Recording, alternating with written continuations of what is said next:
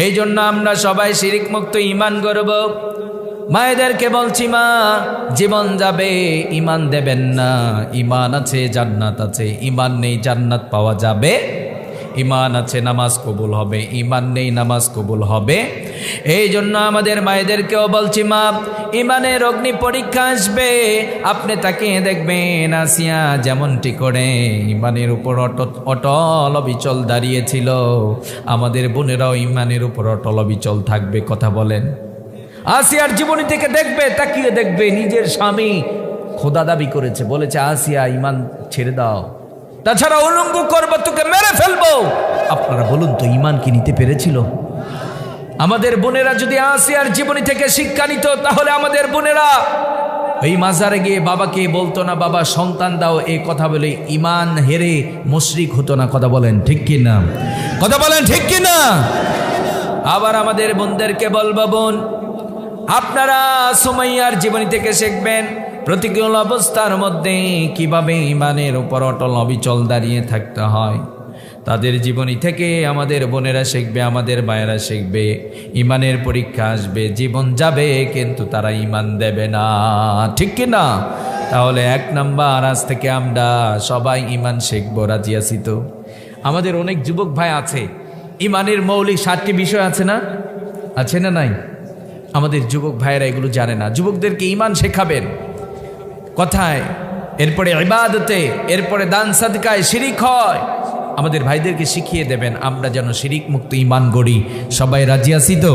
তাহলে 1 নাম্বার ঈমান হবে শিরিক মুক্ত ঈমান। সবাই রাজি আছি তো? ঈমান আছে জান্নাত আছে, ঈমান নেই জান্নাত পাওয়া যাবে? রব্বুল আলামিন 2 নাম্বার বললেন ওয়াল ইয়াউমিল আখির। রব্বুল আলামিন বললেন, যারা মসজিদে ইবাদতকারী হবে তারা আখিরাতের দিবসের প্রতি ঈমান আনে। ছোট ভাইরা চুপ করো। রব্বুল আলামিন বললেন, যারা মসজিদের আবাদকারী হবে তারা আখিরাতের দিবসের প্রতি ঈমান রাখে। আখিরাতের দিবস আছে না নাই? মরণ হবে কি হবে না? কিন্তু আমাদের লাইফ স্টাইল দেখলে মনে হয় আমরা মনে হয় মরবো না, দুনিয়ায় সব মনে হয়। কথা বলেন। দুনিয়া মনে হয় ফুরাবে না, দুনিয়া থাকার জায়গা নয়, এই দুনিয়া কাউকে রাখতে দেয় না। কথা বলেন। অনেক যুবক আছে রোড অ্যাক্সিডেন্টে মরে যায়, আছে না নাই? দুনিয়া থাকার জায়গা না। রব্বুল আলামিন বলছেন কুল্লু নাফসিন যায়িকাতুল মাউত। রব্বুল আলামিন বলছেন, ও গোলাম, প্রত্যেকটি প্রাণীর মরণ হবে, এসেছো যেতেই হবে। কথা বলেন। আবার এই মরণটা কখন আসবে কারো জানা আছে নাকি? জানা আছে মরণ আসবেই। কথা বলেন। মরণ আসবেই, জানা আছে, শিওর জানা আছে মরণ আসবেই। তবে কবে আসবে, কখন আসবে, রাতে আসবে না দিনে আসবে, কারো জানা নেই। কথা বলেন ঠিক কিনা? মরণ তো সেটা, মরণ এই পৃথিবীর মায়াকে ছিন্ন ভিন্ন করে একাকিত্ব একটা লাইফ বানিয়ে দেয়। দুনিয়ার মায়া মমতাকে ছেড়ে লাথি মেরে একাকিত্ব একটা জীবনকে বরণ করে নিতে হয়। কথা বলেন ঠিক কিনা? আপনি নতুন বিয়ে করেছেন, বাসর ঘরে ঢুকেছেন, মালিক যদি ডাক দেয় যেতেই হবে। কথা বলেন। কথা বলেন। যুবক, তুমি যদি বলো, আজরাইল তুমি কি চোখে দেখো না, নতুন বিয়ে করলাম মাত্র, 2 দিন পরে আসো, আপনারা বলুন এই কথাটুকু বলার কোনো ওয়ে আছে? আজরাইল কোনো পারমিশন নেবে আপনার কাছে? নো। ডাক পড়বে, আস্তে করে টান দেবে, 2টো চোখ বন্ধ হয়ে যাবে, নিঃশ্বাস বন্ধ হয়ে যাবে, আপনার ঘর থেকে টেনে টেনে আপনাকে ঘর থেকে বের করা হবে। কথা বলেন। আপনার শরীরের মধ্যে 20 টাকার একটা স্যান্ডেল গিঞ্জি আছে, এটাও রাখা হবে না, টেনে টেনে খোলা হবে। আপনি না চিনেন অত্র এলাকার অনেক টাকার মালিক, 3 টুকরা কাপড় দেওয়া হবে। কয় টুকরা? কয় টুকরা? এই জন্য যুবক ভাইদেরকে বলছি, যুবক ভাই, এই দুনিয়া দিয়ে আখেরাত নষ্ট করিও না। তোমার আমার একটা লাইফ ওয়েট করছে, আখেরাতের লাইফ, যা শুরু হবে শেষ হবে না। কথা বলেন। আর আখেরাতের সফল তিনি হবেন, ফারিকুম ফিল জান্নাতি ওয়া ফারিকুম ফিস সাঈর। যে জান্নাতি হবে, জাহান্নাম থেকে মুক্তি পাবে, সে সফল হয়ে যাবে। সুবহানাল্লাহ। এই জন্য আমরা আখিরাতের দিবসকেও বিশ্বাস করি, কারণ আখিরাতের দিবস হচ্ছে মরণ হবে, মরণের পরে আখিরাতের দিবস অনুষ্ঠিত হবে, পুনরায় জীবিত হবেন।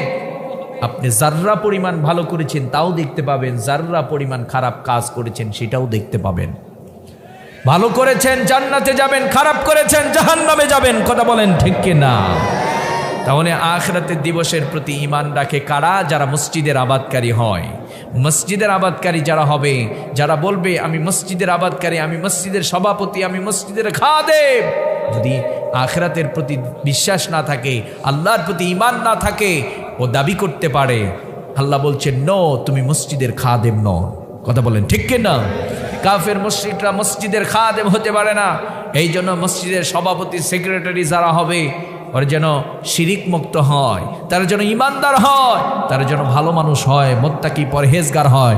দরকার আছে না নাই? দরকার আছে না নাই? আমরা বিগত সময়গুলোতে দেখেছি এই মসজিদ মাদ্রাসাগুলো একদল মানুষ গ্রাস করেছিল, যেখানে হক কথা বলাও যেত না।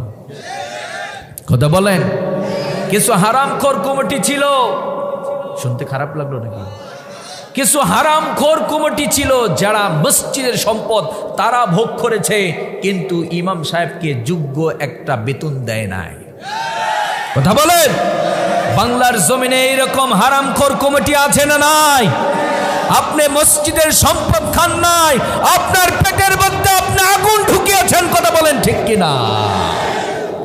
এই জন্য মসজিদের যারা কমিটি হবেন, সাবধান, মসজিদের সম্পদ ভোগ করবেন না, মসজিদের ইমামের প্রতি জুলুম করবেন না। মসজিদের সব কিছু আপনার কাছে আমানত। কথা বলেন। মসজিদে সব কিছু আপনার কাছে আমানত। আপনি আল্লাহর ঘরের খাদেম হয়ে এই দায়িত্বগুলো পরিপূর্ণ আদায় করে দেবেন। ইমাম সাহেবকে সম্মানজনক বেতন দিয়ে দেবেন, ইমাম সাহেবকে গালি দেবেন না, ইমাম সাহেবকে ধমক দেবেন না। আজ বাংলার জমিনে ইমামরা খুবই নির্যাতিত। কথা বলেন। বেতন দেয় 3000 টাকা, ইমাম সাহেবের কোনো দামই নেই আর কি। ইমাম সাহেবকে কেউ মূল্য দিতে চায় না। বিবাহ হয়, এলাকায় ধনী মানুষের বিবাহ হয়, ইমাম সাহেবকে, মুয়াজ্জিন সাহেবকে মূল্যায়ন করে না। যদি দাওয়াত দেয়ও, দেখবেন ওনার খোঁজ খবর নেয় না। যে যত বড় সুদখোর তার পিছে ছোটে, খালি সুদখোরও কাট দেয়। কারণ ওই সুদি কারবারি যারা করে, সুদখোর টাকার মানে সুদি কারবারি যারা করে, ওদের তো আর ঘাম ঝরানো লাগে না। বুঝেন নাই? ঘাম ঝরানো লাগে না। মাংনা মাংনা টাকা পায় তো ওই টাকার অনেক গরম সবাই দেখাতে পারে। কথা বলেন। কিন্তু সুদি কারবারি যারা করে হারাম। সুদি কারবারি কি? হারাম। যেই শরীরের মধ্যে হারাম ঢোকে, ওই শরীর জাহান্নামের আগুনে জ্বলবে, ওটা জান্নাতের জন্য যোগ্য নয়। কথা বলেন ঠিক কিনা? তাহলে আল্লাহ বলছেন, প্রিয় ভাইরা আমার, অনেক রাত হয়ে যাচ্ছে, আল্লাহ বলছেন যারা মসজিদের আবাদকারী হবে তারা আখিরাতের দিবসের প্রতিও ঈমান আনে। আমরা আখিরাতকে বিশ্বাস করি। কথা বলেন। মরতে হবে, আখিরাত আছে, আবার ভালো মন্দর বিচার করা হবে। আমি যদি আমল করে যেতে পারি আমি জান্নাতে যাব, যদি খারাপ করে যাই তাহলে জাহান্নামে যাব। কথা বলেন ঠিক কিনা? আবার রব্বুল আলামিন বলছেন, ও গোলাম, আখিরাতের দিবসটা কতটা একাকিত্ব হবে তোমরা জানো নাকি? এই জন্য রব্বুল আলামিন আবার বলছেন, ওয়াত্তাকু ইয়াওমান তুরজাউনা ফীহি ইলাল্লাহ। আখিরাতের একটা ভয় ঢুকিয়ে দিলেন। রব্বুল আলামিন বলছেন, ও গোলাম, তোমরা ভয় করো, ওয়াত্তাকু ইয়াওমান তুরজাউনা ফীহি ইলাল্লাহ। রব্বুল আলামিন বলছেন তোমরা ওই দিনকে ভয় করো। ওই দিনটা কোন দিন? ওই দিন হচ্ছে আখিরাতের দিবস। কথা বলেন। আখিরাতের দিবসটা বড় একাকিত্ব হবে, যেদিন আপনার মা আপনার হবে না, যেদিন আপনার ভাই আপনারে চিনবে না, যেদিন আপনার বাবা আপনাকে চিনবে না। কিয়ামতের ময়দানে আপনি একটা নেকির কারণে জান্নাতে যাইতে পারছেন না। আপনার মাকে ডাক দিয়ে বলা হবে, আপনার সন্তান একটা নেকির কারণে জান্নাতে যাইতে পারছে না। মা বলবে, দুনিয়াতে আমার সন্তান ছিল না, দুনিয়াতে আমার স্বামী ছিল না, দুনিয়াতে আমার ফ্যামিলি ছিল না। মা সন্তানের পরিচয় দেবে না, সন্তানের কাছ থেকে মা পালিয়ে যাবে। কিন্তু মা আপনাকে আমাকে কি পরিমাণ ভালোবাসা দেয় এই দুনিয়াতে। মা ওই ব্যক্তিটিকে বলা হয় আপনার জন্মের পরে ছোট্ট বাচ্চাটিকে রেখে বাবা আজীবনের জন্য পৃথিবীর বুক থেকে বিদায় নিয়েছে, মারা গিয়েছে। মা চাইলে অন্য জায়গায় বিবাহ বসতে পারত। কথা বলেন। মা অন্য জায়গায় ঘর করে না, ও যুবক, মা এই পরিমাণ ভালোবাসা দেয়, নিজের যৌবনগুলোকে খইয়ে দিয়েছে আপনার জন্য, অন্য জায়গায় ঘর করে নাই। উনি চিন্তা করেছে, আমি যদি এখন আমার সন্তানকে ছেড়ে দেই